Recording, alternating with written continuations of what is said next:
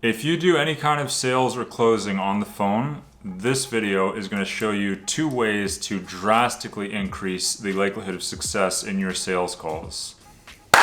Hey guys, this is RoyHoss. Welcome to the channel. On this channel, we cover tips and strategies for sales, marketing, and business to increase your ROI.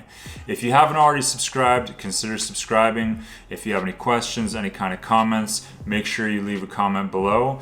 And the most important thing, the number one thing, leave a like. If you've been doing sales for any period of time, you'll find that sometimes there's a common theme that develops, and that is that you find that things are difficult right from the beginning. And then they stay that way, and then the likelihood, if from the very beginning things are difficult, then the likelihood of them actually becoming positive and you having a positive outcome and closing the deal, that decreases significantly as the interaction progresses.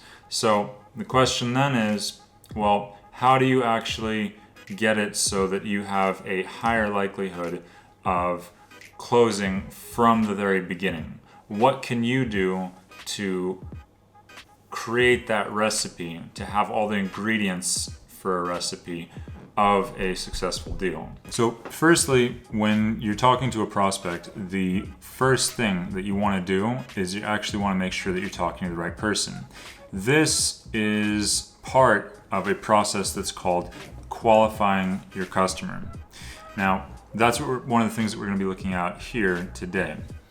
When you're qualifying your customer, there's certain questions that you want to make sure that you cover. If you don't have a qualification process as part of your sales strategy, as part of your overall sales process, then what you're effectively doing is a couple things. One is you're going to spend a lot more time until you get to a customer that actually is interested in what you're buying, has the means to buy it, and is actually interested in buying now, not in the future.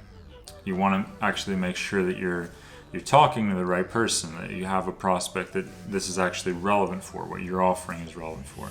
So what does the qualification process actually look like? Well, to be able to close a sale, there's a number of things that you need. So one of those is the means, the wherewithal. That means that they need to actually have the ability to buy what it is that you're selling at the price point that you're selling it at. Another thing is that you need to have the ability to make the decisions. So you need to have a decision maker that you're actually talking to, not somebody that can't make decisions. Another thing might be urgency. If you don't have urgency, then they don't have a need to buy what it is that you're selling now or in general. Maybe they won't have a need at any point. You want to have some kind of urgency.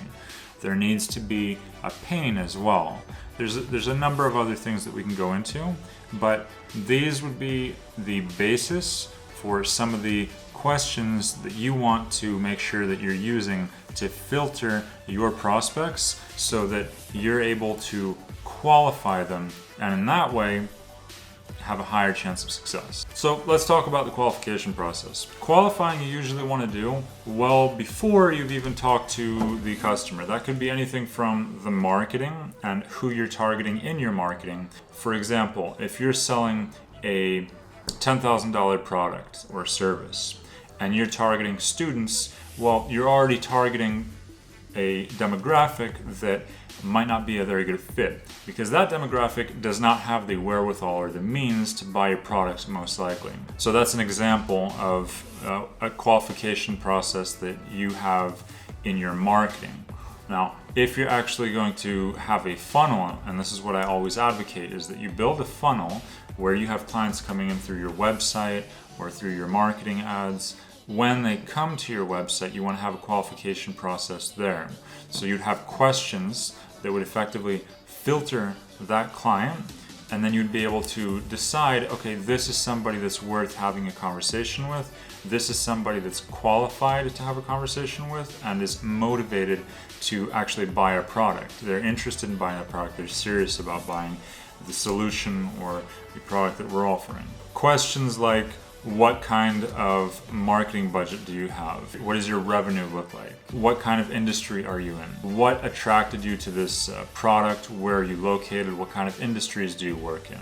What is your primary goal of working with us? These are qualifying questions. If you ask these sort of questions, then on one hand, you are filtering who you're actually going to end up speaking, and on the other, you're not going to waste time in your call, which will be more of a closing call because you've already established all the things that many salespeople will actually try to do during a phone call, which is, in my opinion, a mistake.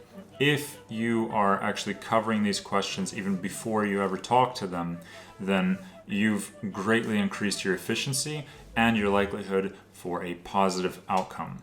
Now that we've talked a little bit about the qualification process, that is just one thing that you can do that has a massive, massive impact on the quality of customer that you're talking to, the quality of people that you're going to be talking to, and actually knowing that even before you've actually spoken to them, you already have a lot of information and you know the likelihood of this closing. You know that they're actually interested in the product.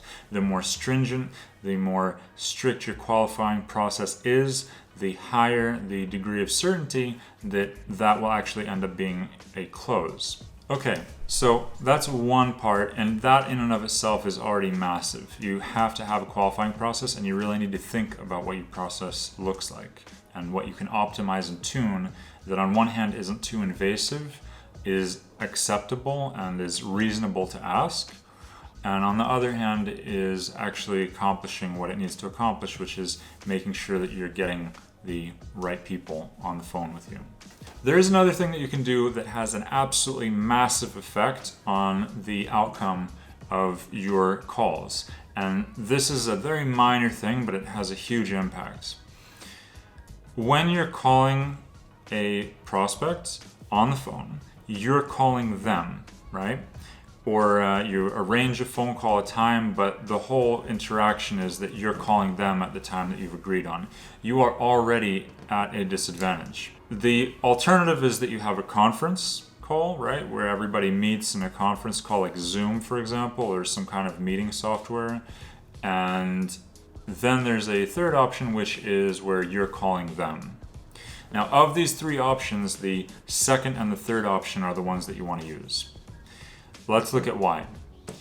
If, just in and of itself, if a prospect is calling you, they are already showing motivation and that they want to do business with you, potentially, but much more so than if you're calling them, because just by the fact of them actually sticking to a call with you, that already shows motivation and interests. If in your call, or before your call ideally, you already cover certain things that might likely come up, or in your website you're covering things that might come up, for example, testimonials, making them comfortable with working with you, things that you don't want to have to deal with during a call, but are already covered either in an email or on the website, common questions that they might be thinking, that's already done and dusted, so now you can focus on actually doing your closing. The key here is do not call your clients, either have them join a meeting or call you at a pre-scheduled time. By doing that, you are automatically filtering anybody that's not actually serious. Because if they're not serious enough to actually join a meeting or call you, well then they're probably not going to be doing business with them anyway. In doing those two other options, that is to say the meeting, by joining the meeting or by calling them, either one of those two are good, but if it's just one person, one decision maker that will actually and can actually make the call on whether to work with you, buy your product, buy your service, then in that kind of a case, unless you have to show them some sort of a presentation or a demo of the product, then I would always say have them call you at a scheduled time. So schedule a time with them in calendar, whatever, send an invite, have them call you. If they don't call you, well, you want to make sure that before the meeting, you actually send reminders. 1 hour before, a day before, a couple hours before, several reminders. In some cases, I've seen this work, and this does work very well. I have done it a couple times. Before you're actually meeting, have an assistant or a coworker call them and ask to make sure that they're still on for the call or the meeting. That basically ensures that they will show up to the call or they will show up to the meeting. If you're doing cold calls without having any kind of a qualification process, or actually knowing if they have the means, the urgency, what kind of industry they're in, you have no qualification at all of the customer, the prospect, you're basically going in blind. You don't have that much information, and you're going to have to waste time on your call trying to discover that. Now, in some cases, there may be clients that don't go through this qualification process, and that should be an exception, not the rule. Generally speaking, just to recap, you want to make sure that you have a well thought out, a reasonable qualification process that clients have to go through in order to get on a phone call with you. There's one other tip that I would give you that makes a huge difference, and that is to make sure that you leave a like for this video, because that makes a huge difference for the YouTube algorithm. If you find this helpful, then please do go ahead and leave a like. All right, guys, if you have any questions, or if you have anything that you're doing in your qualification process that you're not sure about, leave a comment below. I'll try and get to it and help you out. If you haven't already done so, then be sure to subscribe. There's a lot more content coming soon. And thank you for watching. I will see you in the next video. Take care for now. Hey guys.